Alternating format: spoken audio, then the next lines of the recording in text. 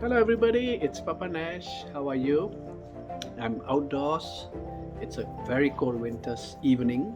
The sun has just set and I feel like cooking a curry. Now I hope that a lot of you enjoy eating curry. It's remarkably simple, right? And the nice thing about this recipe is it's a recipe that's consistent. You don't have to worry about the color of the curry. You don't have to worry about the taste of the curry. Just follow these simple steps like ABC, 1, 2, 3, and I guarantee you will make for yourself and your family a really delicious curry. You see that I'm all rugged up because it's really cold. And now I have on my special hat because curry, I think, originated from India. Though if you ask the British might say that it comes from England. England! Let me show you the ingredients to make this beautiful curry. Here we have an array of the ingredients. Don't be intimidated and don't say, oh my god, I don't have all these things. It's far less complicated than it appears. Kashmiri lal is a very nice red chili powder that's not very hot, but it gives a beautiful color. Coriander powder is the next one. And then we have chicken curry powder. I'm using Baba's chicken curry powder. We have fennel powder, cumin, ground cumin, and coconut cream. Let's zoom out here. What do we have here? We have about 800 grams of potato that's just been sliced, and I removed the skin. You can use white onions, brown onions, but I prefer red onions, so you get 4 medium red onions, 2 tomatoes, and here you got some spices. What are they? Let's see. You've got a cinnamon stick, you've got raw ginger, you've got the actual curry powder, about 8 to 10 pips of garlic, and you've got cumin seeds. In the corner there you have a very important ingredient, but you do not want too much of that. It's turmeric powder, and I use my faithful weighing scale here to tell me exactly the quantities. So later on, if you go to papanash.co, you can download the exact recipe. Let me show you how I start making this. And I use a little bullet blender, nothing too fancy to do this. So I do it in batches of 2 or 3 to blend the whole thing. I'm today cooking in my Weber, and this is my faithful Weber. It's really cold, so I'm looking forward to standing next to the heat once I turn it all on. Let me fire it up and show you the beautiful blue flame. Look at that beautiful blue flame. So the first step is to heat up a reasonably sized pan and dry toast your dry spices. Your dry spices will be the cinnamon sticks, 2 of these beautiful spices, star anise, and your cumin seeds. Dry toast them for 2 to 3 minutes without burning them to release their flavors and aroma. So it's been a couple of minutes and the spices are starting to smell really nice. I'm going to go in with some cooking oil. You need to really drizzle quite a lot of cooking oil to get this curry going.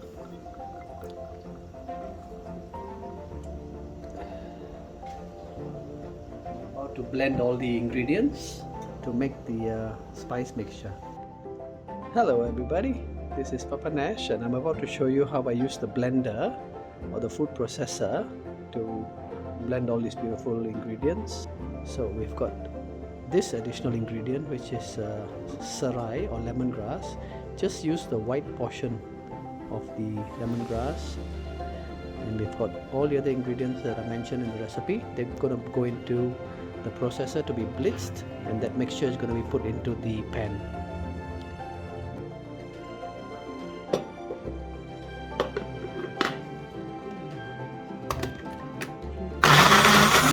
And this is how we blend all the ingredients, and that's the last batch that I've put into the processor. Put into a fine paste, and now paste goes into the pan. Let's put the mixture into the frying pan.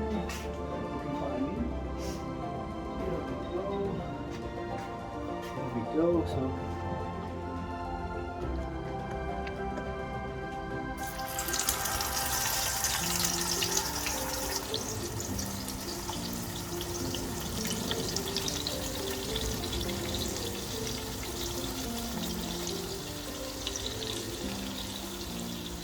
There's one tomato that did not get blended too well. I'll take it out and chop it up.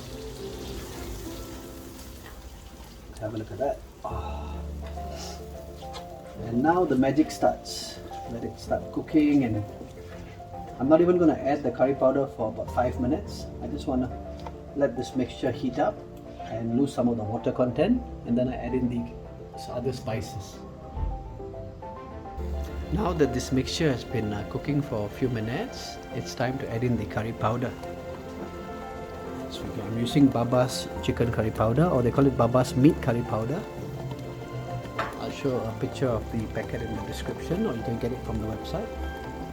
I just added the curry powder, and I'm going to go in with 1 heaped teaspoon of turmeric.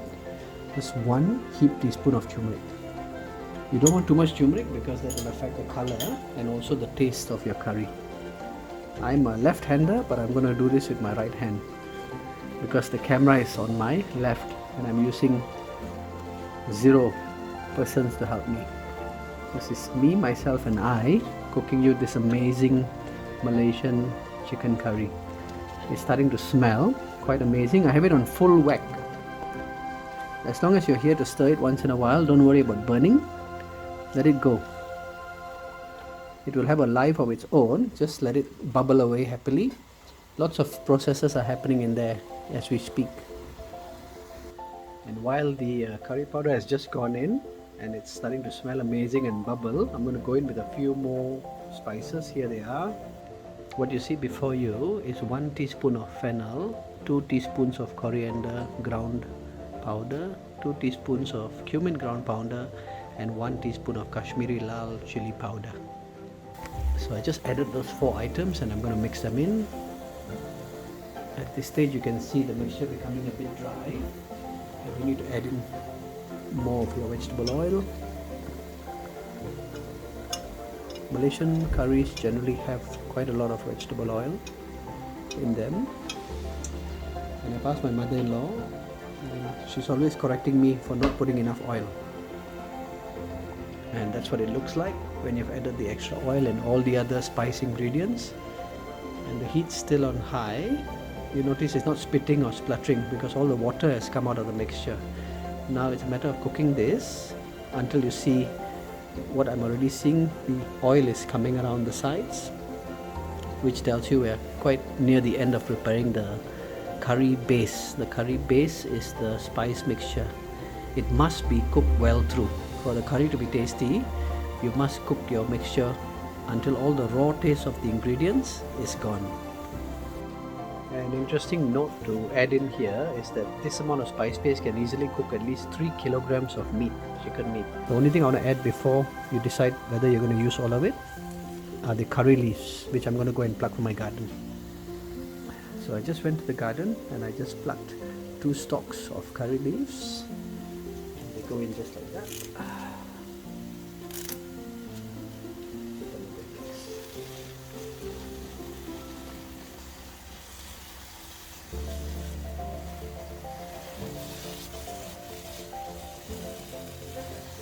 You do not need to taste it, you do not need to adjust it at this stage. This is just the base of your curry. So what I've done here is I've sort of divided the mixture roughly into 2 portions, and I'm going to use this one to cook about 1 kilogram or just over 1 kilogram of chicken breast meat, skinless breast meat that's been cut into smaller cubes. And I'm going to take this off and keep it in a bowl at another time. So this is the half portion of the spice mixture. I'm going to chuck in all my potatoes. We have about 800 grams of diced potatoes. I just boiled the kettle. 3 to 4 cups of hot water, boiling hot water to save time. And I'm going to give that a mix.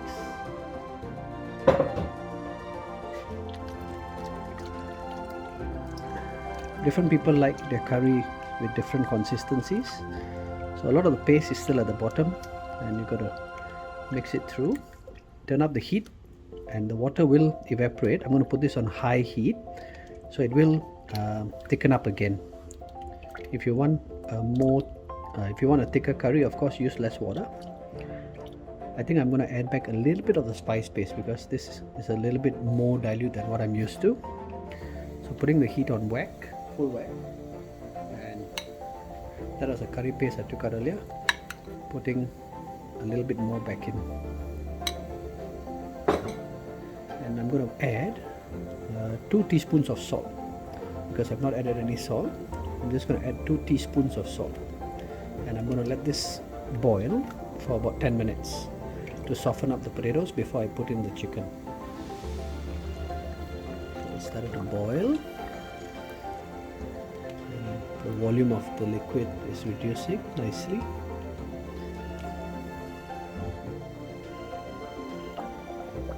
Look at the color of that curry. It has reduced sufficiently, and the potatoes are already semi-cooked. If you want to be sure before you add your chicken, just press a fork through your potatoes, and we've lost about more than a quarter of the liquid. I just cut this from the garden, fresh coriander. That's going to be used as a garnish. I just added in this chicken. Again, this is a boneless chicken breast with no skin on, cut into smaller pieces. Oh, the smell from this curry is amazing. And I'm going to reduce the heat now, and I'm going to cook it another 10 minutes at least on low heat and see how we go. We are almost near the end.